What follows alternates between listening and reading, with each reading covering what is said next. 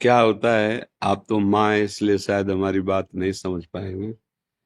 अब ये शरीर तो नया है इसका, लेकिन जीव तो पुरातन है ना।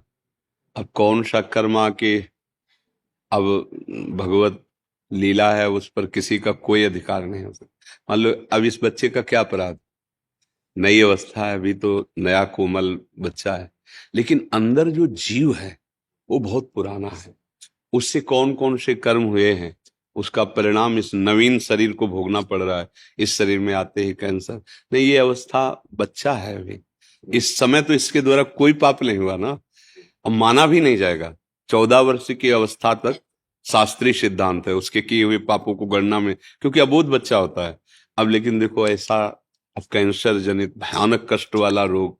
अब ये पूर्व, इसीलिए कहते हैं भजन करो। नहीं, इस जन्म का कर्म कई जन्मों तक तुम्हें दंड रूप में मिलेगा।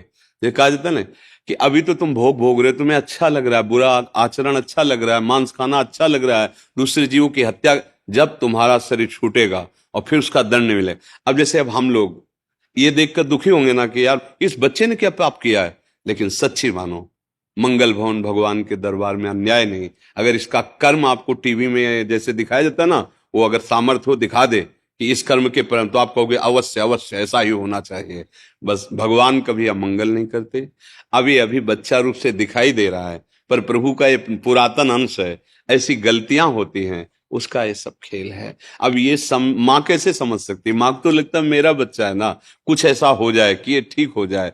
बस नाम जप करो, भगवान के आश्रित रहो, इसका नाम मृत्युलोक है।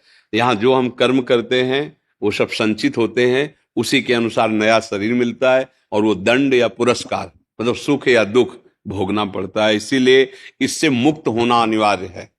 भगवान के भजन की इसलिए जरूरत है कि तुम्हारे कर्म तुम्हारे को नष्ट करने के लिए जो तैयार हैं वो भस्म हो जाएं। तो इसलिए भजन करो, एकमात्र भगवान का आश्रय, भगवान का नाम जप।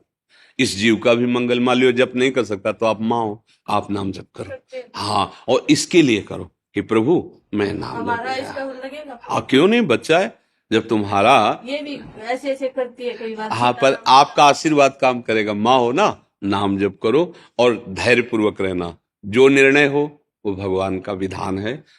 दुख तो लगता है माता, दुख तो हमें भी लगा, छोटा बच्चा है, इसका क्या खेलने की अवस्था है, कैंसर से पीड़ित है, पर अवश्य भगवान कहते हैं अवश्य में वो भोक्तव्यम कृतम कर्म शुभासु। इसलिए हाँ, राधा राधा राधा राधा नाम जप करो।